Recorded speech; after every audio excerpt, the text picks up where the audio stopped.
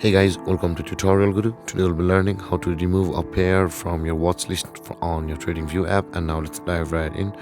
Now to remove a pair from your watch list on your TradingView app, first open up your TradingView app on your phone and you'll land directly on the watch list section of your TradingView account. Over here you can see we are on the watch list, but if you're not, tap on the watch list button at the bottom left corner of the screen and you'll land over here. Now in order to remove a pair from over here, just tap and hold on a pair and you can see there is the remove button available for us.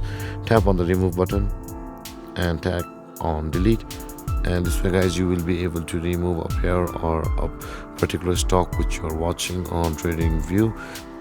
And guys, this is how to remove a pair from your watch list on TradingView. And if you have any confusions or questions regarding the topic, feel free to comment in the comment section below, and don't forget to like, subscribe and hit that bell icon for more videos. Thank you for watching guys. Peace.